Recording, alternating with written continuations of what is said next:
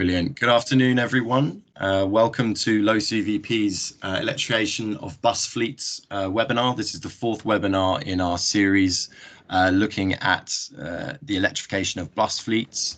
Today, we're going to hear about the experiences from France and how they've deployed pantographed fast charging to support a number of different projects in partnership with Irizar e-mobility, RDT13 and Jema Energy. Just to reiterate, if everyone could keep their mics muted throughout, and we'll come to you at the end if we would like to ask you a question.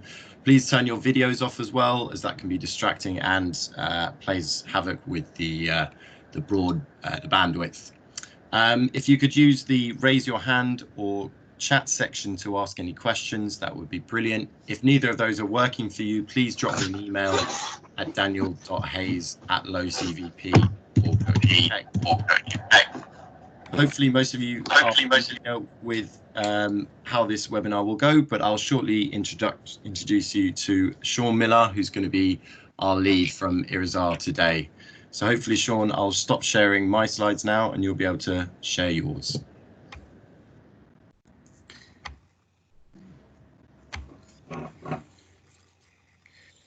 Thank you, Dan.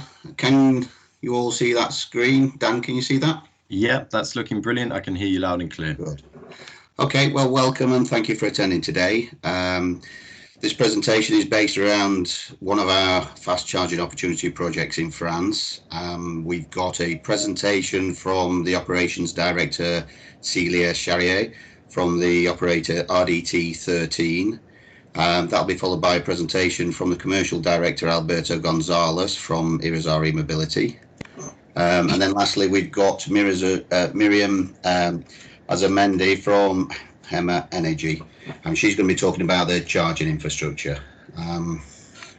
Now, to sort of set the scene, I want to just play a quick, a short video just showcasing the operation. So just sit back and enjoy this video.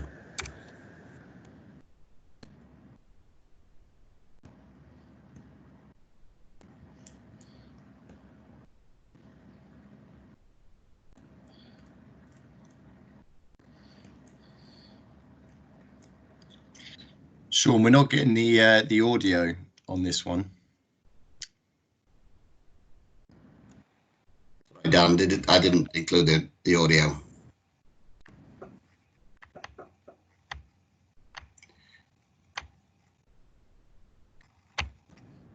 Just hold fast and Sean will reshare.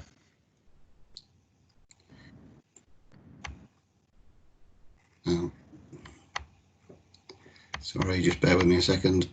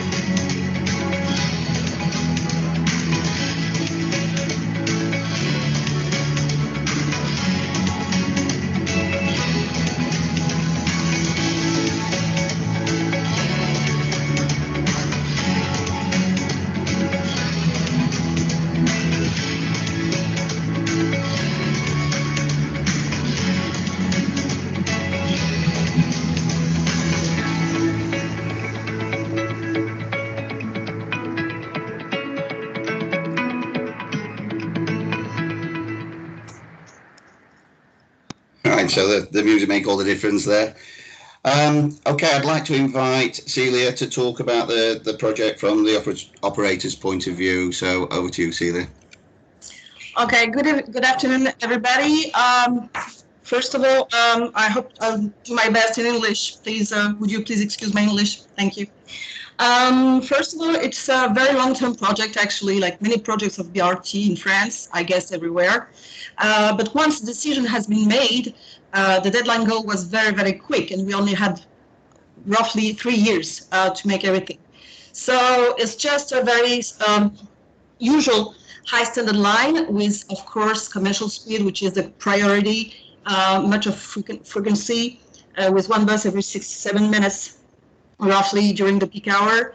The choice which has been made, which is pretty rare for that kind of line, is a 12 meters bus and not a 18-meter bus.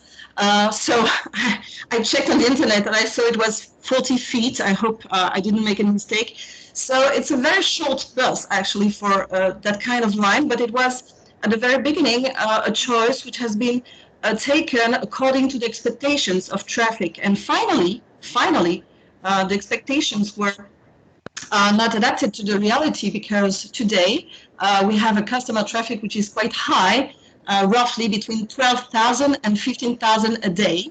And so probably, and I will say it afterwards, but the buses are, the bus size is definitely a handicap to go on further on that project. So for the moment, it's just a very beautiful line, quite short, 4.5 miles. But it's a line which found its traffic very, very quickly. After, I would say, 1 week, we already had huge traffic on this line. I don't know if I read, yes, it's been set up on the 2nd of September of last year, so 10 months ago. Okay, Sean? My company, RDT13, 13 is the number of the department where I live, which is Les Bouches-du-Rhône, which is the department of Marseille. Aix-en-Provence and Marseille are in the same department, which is number 13. And RDT means it's a specific public company of transportation, which is very, very closely linked to the transport authority. This link, this very specific link, because we are a public company, allows us not only to be an operator, just an operator, but we are also a major actor in the investment section. So we can support the investment in the name of our transport authorities, which we did, especially for that for the purchase of the buses. So, which means that the transport authority trusts us to lead all the purchase, all the choice of the bus system, and the only constraint that we had was to choose a full electric supply. And then we had a choice. We had a choice between full electric supply with classic electric buses with a standard autonomy roughly around 200 kilometers. So I'm sorry, I don't know how miles it makes. Or this option that Irizar e-mobility has proposed us, which was this fast charging system, fast opportunity charging system, which was quite new actually, because we didn't have so much reference on that kind of opportunity charging. And what has really struck us is that the proposal was not only a bus, it was a whole system. The system for the rolling stock itself, but as well so the charging system. And what is very important, and I will go back to this afterwards, is the local maintenance team for 5 years. Time enough to make everything fine, and above all to train our own teams, our own maintenance team. The fast opportunity charging system was a major choice because it allows us to have an autonomy of a whole day. You could see during the first slide that we are running on a very, very long-term day between 5:30 a.m. and midnight and a half. And so it's not possible to have only 200 kilometers of autonomy for that kind of line. So opportunity charging was a way not to have to double the size of the rolling stock. And it was a major point that led us to the choice of Irizar e-mobility and the fast opportunity charging system. And of course, something which was very important was a design, completely innovative, and was something very unusual. And because the buses were not long, they were not 18 meters, but only 12 meters, we wanted to have a bus which the clients would notice at once, just in a blink, you say that? In a blink, that it's not a normal line, it's the high standard line and the main line of Aix-en-Provence network. Sean? Sorry, Celia, it seems to have froze. Just bear with me 1 second. Okay. There you go. Okay, so it's just pictures, just to show, but you saw that in video, the charging system at the bus terminus and the slow charging system at the bus depot. The thing is that we have a French law which is pretty hard to match because of the electric system. We have to make special infrastructures within the bus depot to match the standards of safety which have been decided by the French government and French law. So we had to make major infrastructures renewal in our bus depot, which is a bus depot which is 130 years. So it was pretty hard to do this, but we made it. And so you have a picture of the charging, but I think Miriam will come back to this later on. Sure. Okay, so the schedule was extremely tight. We gave the market to Irizar in May 2018, and we had to start the operation in September 2019. I don't know if you noticed it in Britain. I'm sorry if I mistake, but we just had last weekend the elections, municipal elections, and of course, so it was supposed to be all in March, and of course, the bus network is a major stake for the political institutions. So we had that goal, which was a very important goal for the Transport Authority, because we had to show before the elections, before everything is going on, that major improvements for the city were made. So it was very, very short. We had our first bus delivery in May, so only 1 year after having signed the market attribution.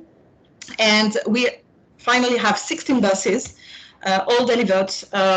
The delivery was finished in July.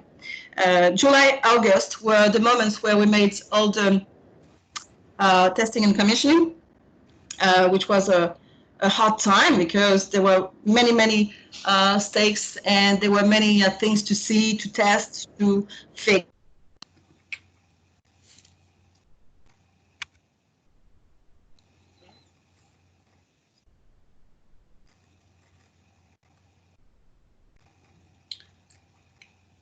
Celia? I'm sorry, I think I have been disconnected, right? Oh, no, you're back again. Yeah, Okay. You're back. Sorry, carry on. I don't know what happened. So I'm sorry, can I go back to the previous slide, please? Sorry, yeah. Okay, so for the implementation, what made all these projects finally settled in September 2nd, so once again in a very, very short time, was the fact that we could have numerous discussions with Irizar, with Jema, and although the project was extremely complex to be monitored, we could have a real partnership for all the testing and commissioning. It lasted two months. It was very intense. I guess this word in English is fine, intense, but we made it. We did it. Yes, please. Okay, 10 months after. The customers are, we don't have any manifestation of miscontent. Well, we don't have any problems with our customers because the buses are, first of all, extremely beautiful, and you can notice them when you are in the city. The city of Aix-en-Provence is famous for being a very beautiful southern city, and it's going fine in it. So first of all, the design is something which is very much noticed by the clients. Second, the noise. Of course, it's electric, it's noiseless. It's so much noiseless that we had to make a fake sound to prevent potential accidents with the pedestrians. So we now have a fake noise because the buses were not noisy enough. The buses are comfortable. Of course, the interior section has been designed and seen and discussed with Irizar e-mobility, so we could pretty easily have the structure we wanted. So we have a very, very good report of the customer's view. Considering the driver's view, once again, what has been a good thing was that we had lots of freedom to design the, oh gosh, how do you say poste de conduite? I'm sorry. The driving area for the bus driver. Yes, that's correct. Yes. Yeah. What's the name in English? The bus. The interior. Yeah, but for the bus drivers, and we had been able to design it with Irizar e-mobility. So, for instance, we could match some demands of our bus drivers through the unions, because our unions were representing the rest of the bus drivers. So maybe it's going to be sound to you, for instance, silly, but we have specific boxes in the bus driver section to keep the water cold, because it's very hot here, it's very warm, and we have been able, together with Irizar, to process different specificities only for us. So that was very good, which means that at the end, the bus drivers had the product that they had helped to conceive. So of course, on a social point of view, being an operational director, it's been a real success. At the beginning, we had some difficulties with the opportunity charging procedure, so it was complicated, and we had to make lots of trainings for the bus drivers to make them understand that you can have some procedures and not doing anything because whatever, because according to the procedure you will make, the bus will not react the same way. So after training again, it finally was fine. And as once again, we're in south of France, so it's very warm, and we have issues around the air conditioning, and it's being solved. And I think no later than today, we finished the 16 buses with the air conditioning working perfectly fine. So on the driver's point of view, it took time, but now it's, I would say almost, they are almost fighting to come on that line because of the bus itself.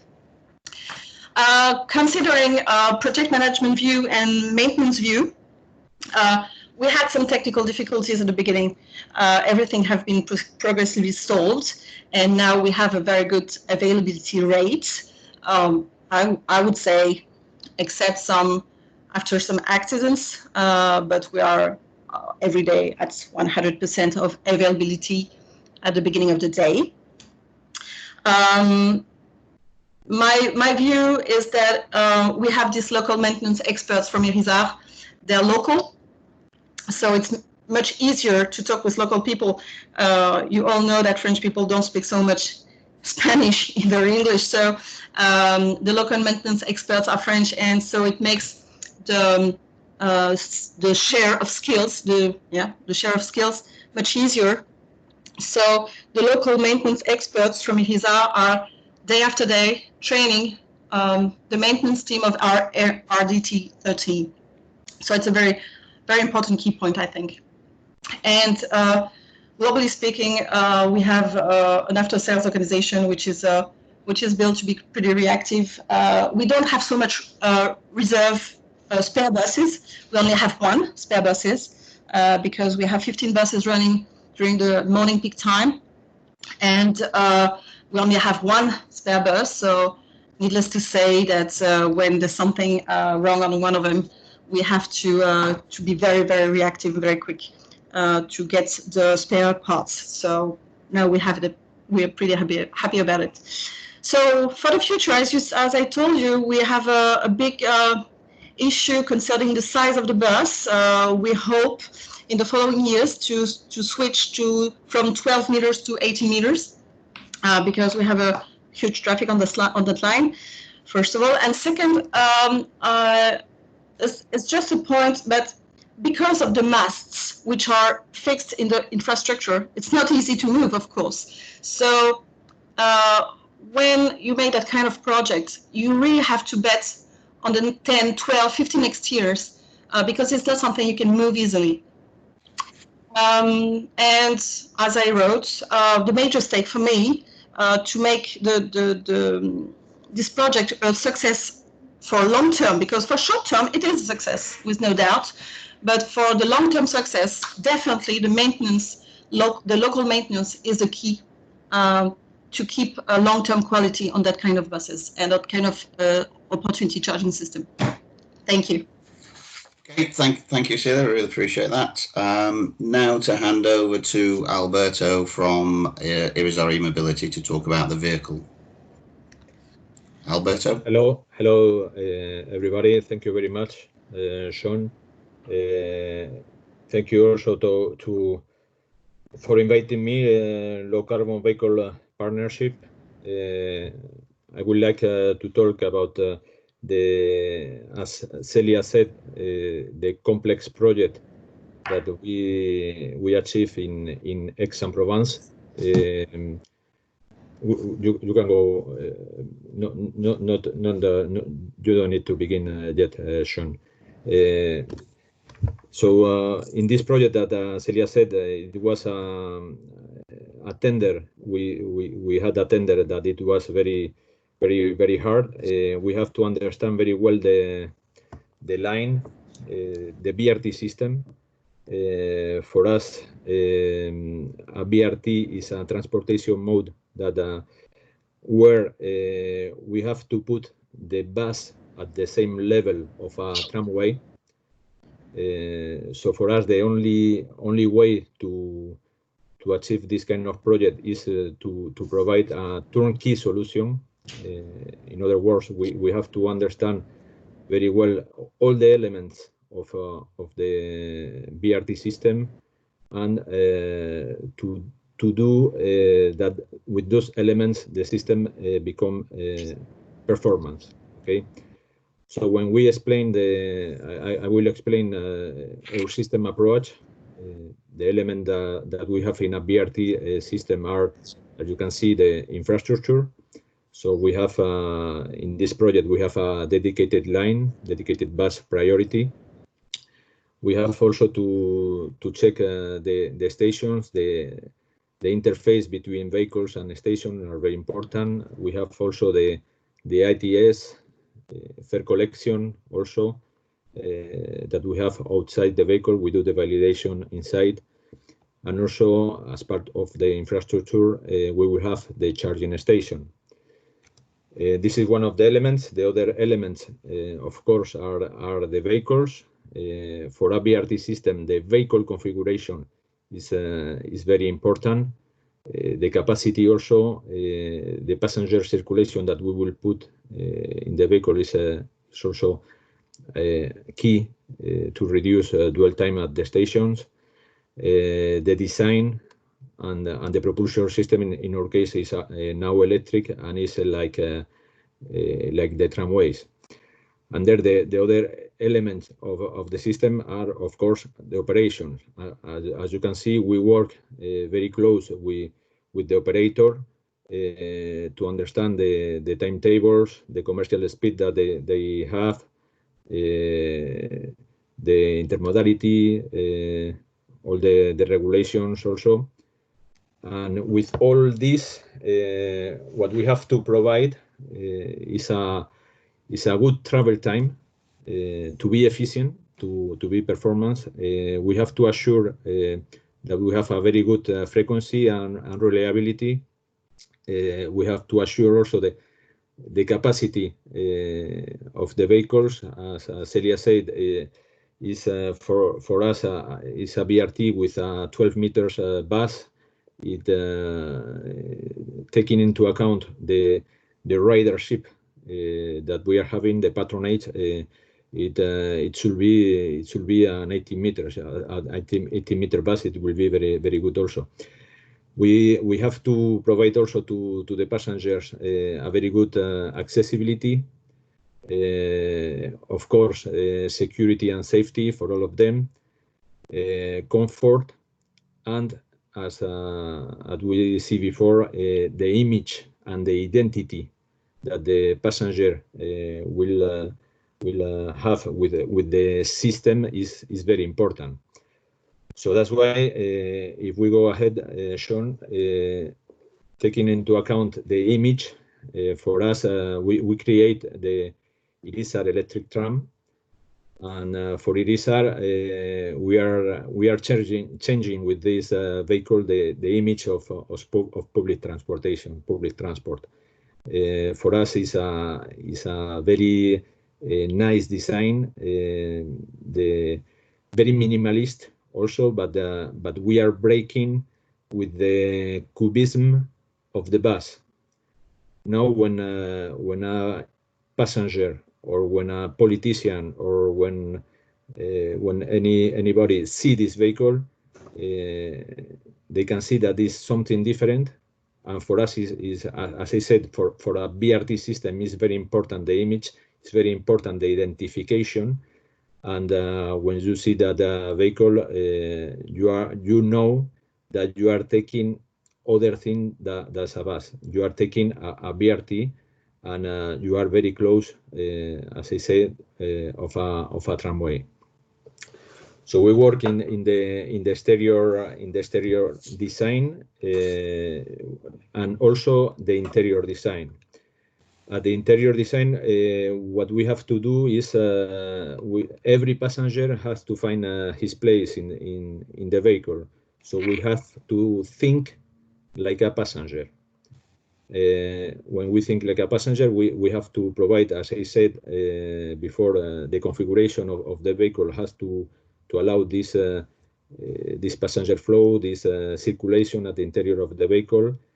And if you go to the vehicle configuration, for us is a key point when we talk about performance of the system, to win time, to save time at the station, the dwell time at the station, to have this regularity and this punctuality is critical.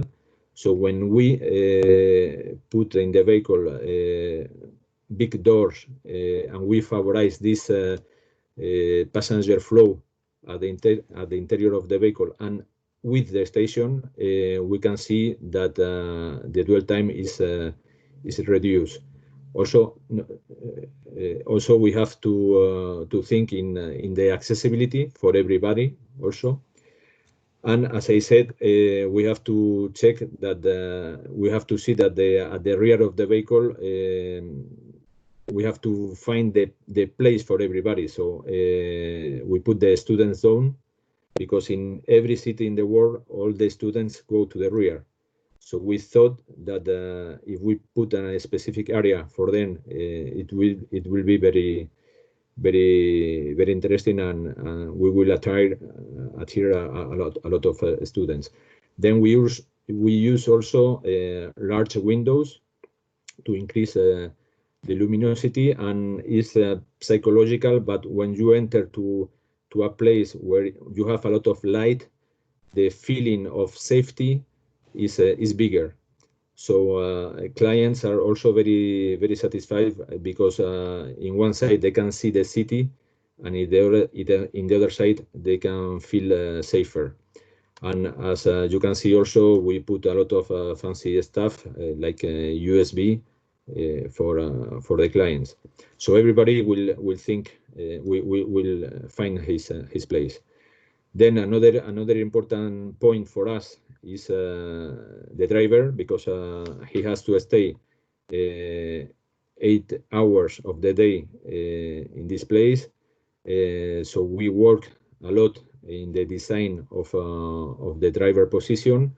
We work with the UITP of the European bus system of the future, defining what will be the best driver position, and we implement this in our vehicles. So we work a lot in the ergonomic of the driver position, in the comfort also. It has to be very comfortable. We work with the seats and also with the safety of for the drivers, because they have to take care of every aspect of the driving. So we install also cameras with screens instead of mirrors. It has been very appreciated by the drivers. And also we install also some help for the drivers to arrive to the opportunity charging system also. Then I would like to talk a little bit about sustainability. In Irizar, we think that the life cycle of our systems has to be green. So we work since the beginning, the electricity, the production of the electricity for manufacturing our vehicles is green. We are owners, and we have some partners also in this project to create an energy farm, solar plant that will send all the electricity to our facilities. Okay, so our electromobility plant is completely designed only to build electric vehicles and electric solutions. So as I'm saying, is completely green. And also we obtain a certificate of energy efficiency. We obtain the A certificate. Then our vehicles, as I said, are manufactured in a sustainable process. And also we take care of the health and safety of our employees. That is our priority also. After the life of the vehicles, we above all the batteries. That is a subject that arrive all the time to the table. What is the second life that we provide to the batteries?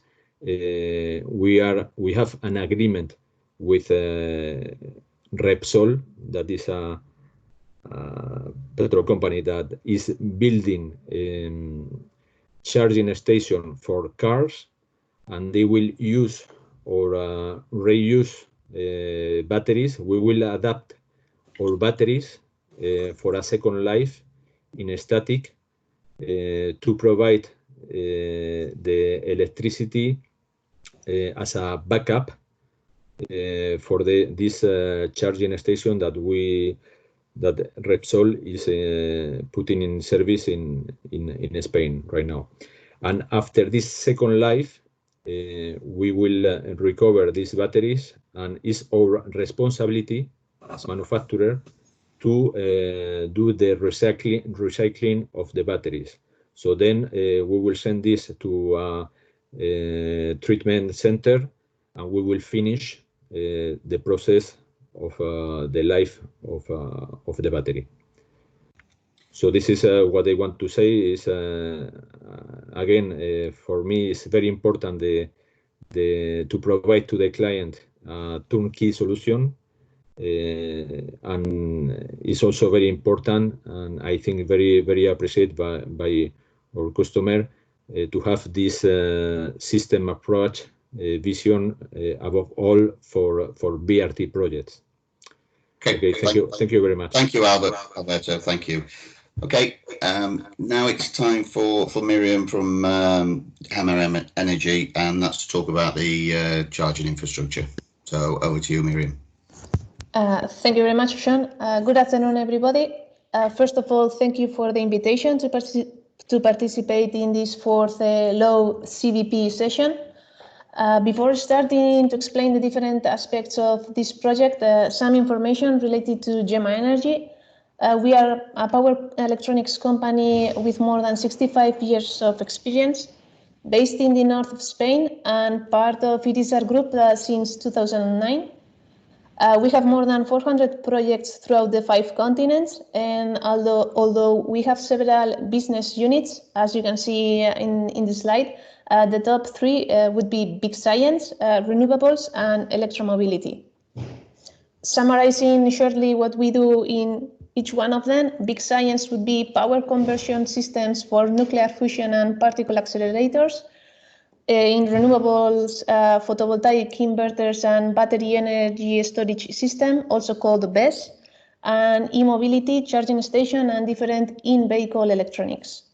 So going into more detail in the project at hand, Aix-en-Provence, during the next minutes, I will give a brief explanation of the loading facilities developed for the project. So in this project, as previously mentioned, 16 electric buses were delivered. The amount of energy embarked was not enough for a full day operation without a charge. That is why they need high power charges during the day and low power during the night. Both type of chargers are DC. One of the first steps, once the embarked power or embarked energy was defined and knowing the maximum charging time available to charge the entire fleet at the depot, was to select the appropriate night charger. The other one would be the opportunity charger, which will come later. So within the solutions of depot chargers offered by Jema, which range from 20 kilowatts to 200 kilowatts, it was opted for a 2 times 50 kilowatt solution. That is 2 independent chargers with a maximum power of 50 kilowatts per enclosure or cabinet. This way, the total volume of cabinets to be installed in the depot was reduced by half. Although in this case the charger have a whose outlet, a pantographic charging solution is also available, and all the chargers, no matter what type of output they have, are interoperable according to the ISO 15118 standard.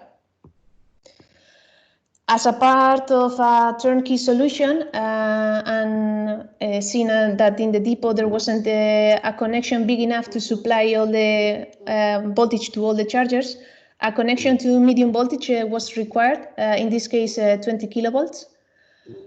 As previously mentioned, due to our experience on different type of projects and countries, we look for the most suitable partnership for the fulfillment of the legislation of each country, as each one has its own specification or characteristics. As you can see in the image, for this voltage adjustment, in May-June of last year, a prefabricated building was installed with the appropriate protection cells, a medium voltage, low voltage transformer, and all the necessary low voltage protection elements to feed the chargers and the supervision systems. The night charging time for each vehicle depends on the state of charge in which they arrive, but between the amount of energy embarked and the power of the chargers, this is usually less than 1 hour.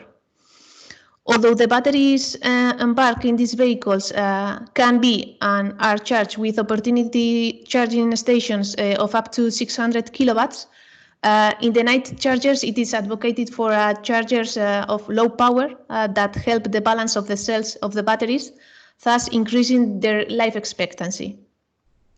A proprietary supervision system was installed also to monitor both the depot and opportunity charging loads.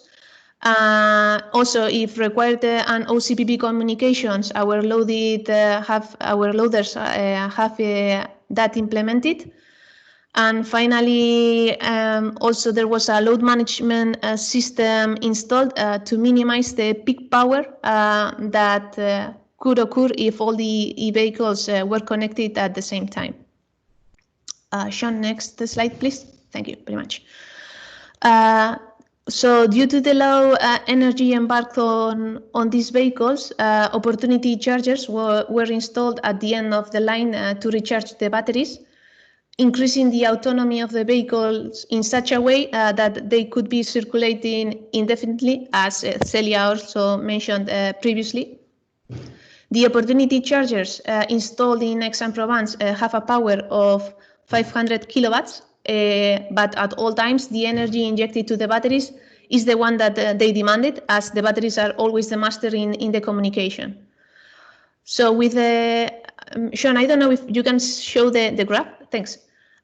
So with an average charging time of almost with an average of 200 charging processes per day, the vehicles finish charging in roughly 3 minutes. So as you can see in the picture, that's for an example of a singular case. The maximum power delivered to the bus was around 450 kilowatts. The charging time was a bit less than 3 minutes. And usually our buses, or Irizar buses, charge until 85%. And that's because the batteries start demanding less power and the charging time increases. So it's not efficient to keep on charging more time. Another point that the electric companies tend to look more and more closely is the harmonic distortion generated in the network. With the electrification of public transport, more elements are connected to the grid, and all of them need to coexist, let's call it that way. So all our chargers in their AC side, or due to their AC side configuration, reduce the THD values to below at 3%, which is usually a good value for the electricals. So in this project, 2 opportunity chargers were installed, one at the end of each line. In this case, the power connection was also done to the medium voltage, 20 kilovolts also. And in order to reduce the visual impact and adjusting a little bit, adjusting to the needs of the client, one of the solutions was installed in a prefabricated building and the other one in a pre-existing building that they had. In both cases, as explained for the depot, the solution consisted of protection cells sized for the maximum consumption, a medium voltage, low voltage transformer, and a low voltage switch, and all this low voltage switch gear required for supplying voltage to the charger and the auxiliary communication cabinets. All the works done at the opportunity charging sites were in compliance with local regulation and were legalized before their energization by an official organism. Also, all the chargers are compliant with the standard interoperability standard ISO 15118. The technological challenge or the aspect that differentiates this project from the rest that we have carried out until this moment has been that each of the mentioned opportunity chargers fits 2 charging hoods in a consecutive way, as you can see in the diagram. We don't do it simultaneously in order not to penalize the charging time.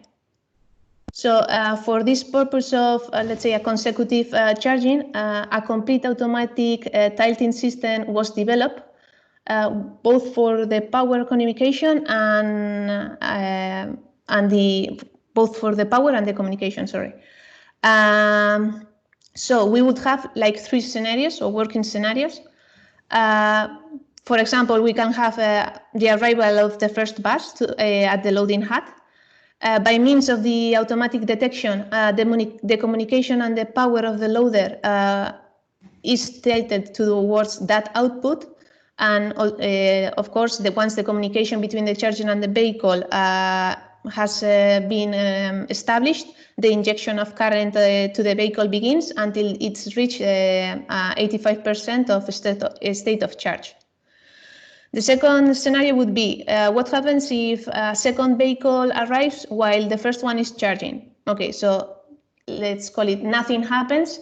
The second bus waits until the first one has finished, and the automatic system, once the first one has finished, knows that there is another bus in the second hood, let's say, so it switches all the communication and power to that output so that the second vehicle starts charging. And the last scenario would be that the second vehicle arrives once the first one has finished charging. That the scenario means that you have no more waiting time than the one needed for, let's say, the title for the communication once the automatic detection has detected that arrival. So with this solution, we were able to optimize the TCO costs as a result of the improvement in the ratio of opportunity chargers, vehicles, and reduction of the contracted power. And I don't know if we have enough time, but we have a small video also summarizing a little bit the project from the charging station point of view. And hopefully, if you have any question, that video also can share some light. Okay, I'll play it. I'll play the video quickly now. Thank you, Sean.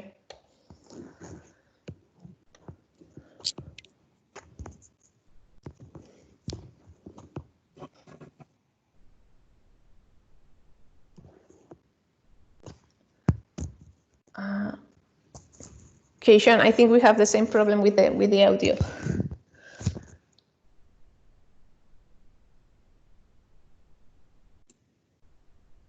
Yeah, do you want to try resharing it, Sean? Sorry, is it not playing on yours? It's not playing, no. Sorry, he's playing. Yeah, just bear with me 1 second.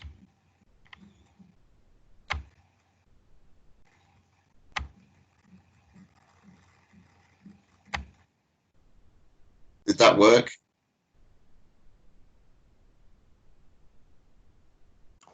No. Not for me, but it doesn't matter. We can. It's going to be also linked in the presentation if we are running short on time, just as you prefer. Okay. Right. Well, thank you very much to all the presenters. Sorry about the blip at the end. Just a quick note from my point of view for the UK market. We do offer both the pantograph solution that you see where the pantograph is on top of the vehicle, and we also offer the top-down solution where the pantograph is on the pantograph mask itself, which we feel will be the standard solution for the UK due to the double deck interoperability. So thank you again for all the presenters, and thank you for everybody coming in, and any questions, contact me directly. But over to you, Dan, for questions and answers. Brilliant. Thank you very much, Sean. So we do have a couple that have been asked in the chat section. Air conditioning was mentioned. How is powering the aircon versus the traction power balanced on hot days, as this must put a stress on the bus's energy reserves? I can answer this one. It's not a stress in the vehicles, because as we have the opportunity charging, we are using the batteries to use the air conditioning, but is as I said, as we have the opportunity charging, we are charging the batteries, and even if we have hot days and we are working with air conditioning all the time, the vehicle are not impacted. We will have some higher consumption, of course, because of this intensive use. But as I said, as we have the opportunity charging, we already integrate the consumption of all the auxiliaries in the full consumption of the vehicles, and to do all the calculations, to do the lanes correctly, we don't have any problem if we have an intensive use. Exactly. That's with the advantage of opportunity charging, isn't it? You can always just top up and make up the difference. Derek McCormick has asked, I'm interested to understand, was the Panto up solution, not Panto down selection, based on a technical advantage, or was it aesthetic? So that's obviously the drop down pantograph charger versus the bus up pantograph charger. We have the two possibilities, but when we were answering the tender, the pantograph up was adapted because if you consider the maintenance and the operation for an operator, of course you have to do more maintenance if you have a pantograph on the vehicle all the time. But if you see this from the operations point of view, if you have a reverse pantograph that is down, you will have an impact in the operation of the full line, you know. So they choose the pantograph going up to avoid this kind of problem. And in plus to all this, they duplicate also the DOMs to do the charging at the terminus. But for us, is the same thing. As I said, for us, as we are responsible of the full system, the pantograph up or down is not an issue. It's more a question of what the operator wants to do and what are the risks if you have a problem with a pantograph that goes down. You know, you will have a little bit more impact in the line. Okay, so so you instead of putting more pantograph chargers in as a contingency, you chose the panto up from the bus to ensure that you know, you'd have less operational risk from that point of view. Yes. Okay, brilliant. Next question. I believe Celia mentioned that you're going to potentially be moving to larger 18-meter vehicles. Would there be an issue, or what would the impact be on charging from moving to 18-meter vehicles? And would you need to change any of the infrastructure or add any more infrastructure to accommodate that? I'd rather Miriam to answer that. On infrastructure point of view, considering the masts, we would probably be obliged to move, to change the infrastructure, but it's more for a question of bus parking more than the Jema infrastructure. But Miriam, I would prefer you to answer on that question. Do we have to change the masts if we are moving to 18 meters? No, you don't have to change the masts, only just to accommodate the length of the bus. Yep. And as for the charger as itself, as the power converter, you also would not need to do that. It's a 500 kilowatt charger. It would depend of how much energy that those buses would have, and then of course the length of or the time needed to charge the bus until that 85% would be a little bit longer as you have more batteries. But no, you wouldn't. Maximum would be around 4 or 5 minutes of charge. If that's good for the operation, or if that's something plausible for the operation side, there wouldn't be any need to change anything. I don't know if that was clear. To complement the answer that Miriam said, we have also a project in Europe, in Switzerland, or in Gasteiz, in Vitoria, where we have vehicles of 18 meters, BRT vehicles of 18 meters and 12 meters in the same line, and we will use the same charging station and the same mast. There is not an issue. Brilliant, thank you.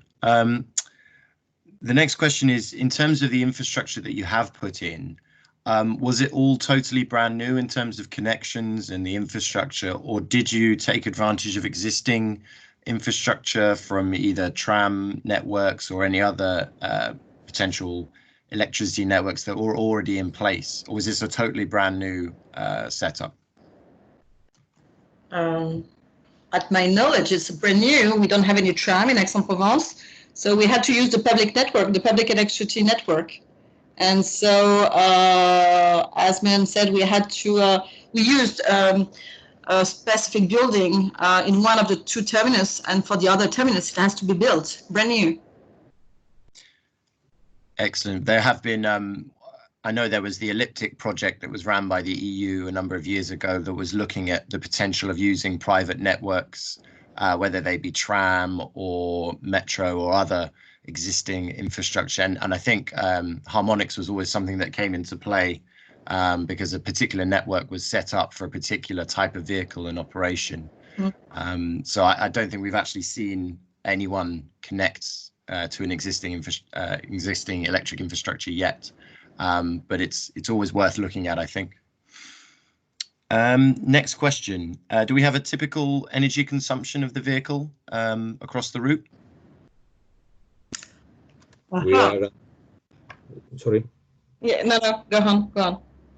No, we are, the average consumption of this kind of vehicle is 1.2, 1.3 kilowatt hours per kilometer. In some cases, when we are using the auxiliaries and the air conditioning, we could have some peaks of 1.5, 1.7, but the regular consumption is too low. And also, as we said, as we have the opportunity charging, we study this average consumption. We study also the degraded modes that we could have during the year to put in place the correct charging power and also the correct energy in the vehicle. I just a compliment. It's depending as well. We can have a slight difference considering the direction of the line because of the slope. Would you say slope? The incline of the road. We have one direction which is with a positive incline, and the other one, of course, with -1. And we can see a difference in the consumption, of course, according to the direction of the line. Brilliant. Yeah, no, that makes perfect sense. And finally, I think a question for Irizar. In the UK, will pantograph down be available as an option? And are you developing double-deck buses, electric buses? Yeah, Dan, yeah, I'll answer that one. Yes, we are developing, we're currently developing pantograph down. You will see vehicles with pantograph down. It will be interoperable. But it work with double-deck vehicles, but we're not currently looking at building double-deck vehicles. Okay, not to this point in time. No. Brilliant. Okay, I think that brings us nicely to 4 o'clock. Unless there are any more questions, I think we're all good. So thank you very much to Celia, Miriam, Alberto, and Sean for that lovely presentation.